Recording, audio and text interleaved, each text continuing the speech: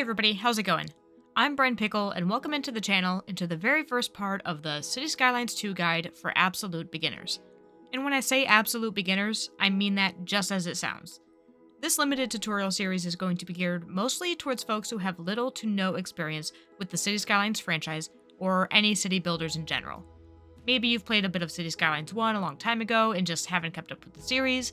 Maybe you played SimCity back in the day before it imploded. Or maybe you've never played a city builder at all before and saw a shiny new game and you wanted to get your hands on it.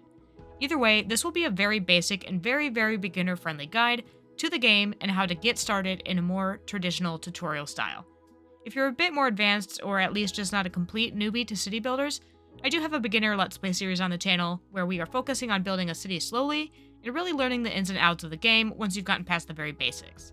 If you're interested, I will leave a link in the description below to that series. And now that that's out of the way, we can get into this guide. I'll try to keep references to Cities Skylines 1 to a minimum for those unfamiliar with the series at all, but suffice it to say that if the success of Cities Skylines 1 is anything to go off of, we can expect great things from Cities Skylines 2, once it gets its kinks worked out.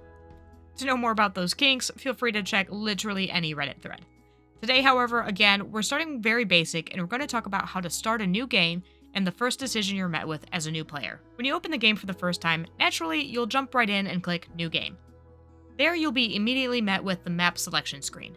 Cities Skylines 2 is full of choices for you to make that can have prolonged and lasting impacts for your city, but I cannot stress it enough that the very first choice, which map to use, is the single most important decision you will make. Your choice of map will determine many factors that can affect the ease with which you build your city, how your city will look, and even what type of city you can build. But it doesn't have to be a daunting decision. All the information you need to make an informed decision is laid out for you on the map selection page, and we're going to go through each of those and explain the impacts they can have on your city.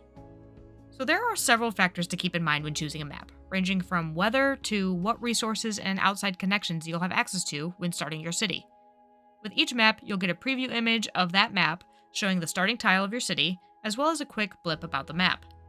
Below that, you'll find 6 features of each map that can help inform your decision on which map to choose. Those are theme, climate, latitude, buildable area, outside connections, and natural resources. So we'll just go through from top to bottom. First up is theme. As of the recording of this video, there are 2 themes to choose from, North American and European. It is my understanding that in the future, there will likely be more to choose from, hopefully quite a few more, but this choice doesn't have to limit which map you choose, because after choosing a map, you can actually change the base theme.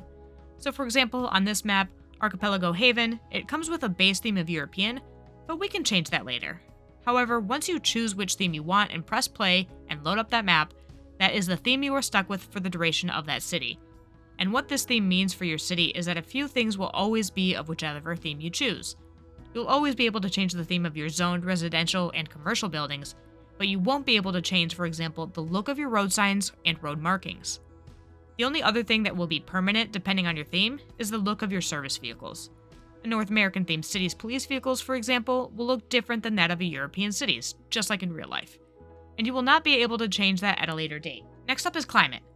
This is exactly what you'd expect it to be. It tells you what kind of weather you can expect to encounter on your chosen map. Each map will have a little picture depicting whether your map is rainy, sunny, cloudy, whatever. And beside it will be a temperature range. These are also things locked in when you make your decision and cannot be edited afterward, nor can weather be turned off without mods and or dev mode. And as this is an absolute beginner series, we won't be getting into either of those things just yet.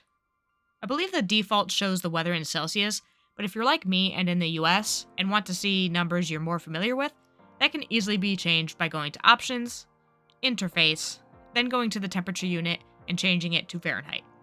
Otherwise, climate is pretty cut and dry. Following that, we have the latitude of your map, which will be one of 2 options, Northern or Southern Hemisphere. The only significant difference this will make in your city is when and in what order your city will experience the different seasons and the highs and lows of its climate range. This next one is one of the more important factors to keep in mind when deciding which map you want, and that is buildable area. As it sounds, this indicates what percentage of the map is suitable for building, which essentially translates into how much of your map isn't water or mountains. It technically can be modified by means of land reclamation and terraforming, but isn't likely something an absolute beginner would be getting into too much. And if you're curious what a good buildable area would be, My opinion is that anything higher than 40% is a good amount of space to work with, but it's not the only indicator of how easily you can build on any given map, which I'll talk about more in just a moment. Next in the list are your outside connections. Here you'll see any of 5 icons: a road, a train, a ship, a plane, and a lightning bolt. And these correspond predictably to connections in your city for highways, rail lines, cargo ship lines, airways, and electricity. What this means very simply is that these connections already exist somewhere on your map, and you'll easily be able to take advantage of each of them to bring in or out people, cargo, or even power. We'll go into more detail on these connections and how to use them in a later tutorial, but for an absolute beginner, the general rule here is the more connections, the better. Connections can be added in if they don't come with your chosen map, but that would require you to purchase tiles all the way to the edge of your map and create those networks and connections yourself, which can be extremely difficult, especially if you're brand new to the game and city builders in general, which again, is why we'll save that for a more in-depth tutorial. Finally, we have the natural resources.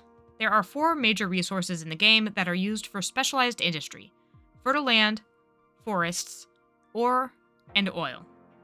Some of those have subcategories within, but that will also be covered in a more detailed tutorial later. So in this section, you'll find the 4 icons corresponding to those resources, and the numbers beside the icons refer to how much of that resource is available on the map, whether that be area or amount. Luckily, all base game maps come with some of each of these resources. And those are all the major factors to consider when choosing a map, and are what's shown to you from the map selection screen. However, while this view offers a quick and simple glance at what each map has to offer, the devil's in the details, and to see those details, you really need to take a look at the map. So my suggestion is that before you make a final decision on a map, hit select map and tick unlock all, and then hit start game, and this is just to be able to look at the entire map, which is important for a few reasons, as there are a few things the preview won't tell you. For one, it won't tell you where those outside connections are. Some may be very close to the start tile, allowing for quick and easy access. Others may not be, and may still require you to buy a significant number of tiles to reach them before you can use them. The same problem exists for natural resources. It will show you how much there is, but it won't tell you where they are. And since when starting a new map without Unlock All, you're unable to look at the resources view until reaching your 3rd milestone, you may end up building directly on top of a valuable resource. Or you may find that the resource you need is tiles and tiles away, eating into your allotment of tiles available for purchase. Similarly, the preview won't show you where your groundwater deposits are. However, luckily, this is available to see right when you start a new map, so it's not as big of an issue to see exactly where those are, but it can be helpful for planning anyway. But the last thing, which is a very, very major thing indeed, that the preview won't show you, is terrain. You won't be able to get a good look at the actual terrain of your map until you open it and turn on your contour lines, and this is an absolute must for any true beginner.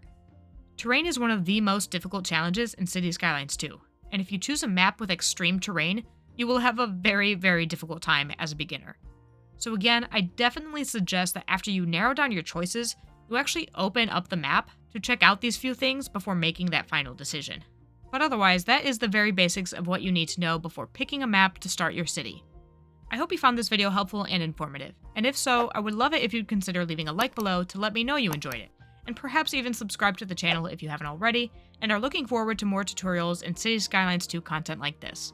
And if, after watching all of this, you're still struggling to find the best map for a beginner, check out this video here on the top 5 beginner maps for Cities Skylines 2. Otherwise, thank you all so much for watching, and I hope you have a wonderful rest of your day.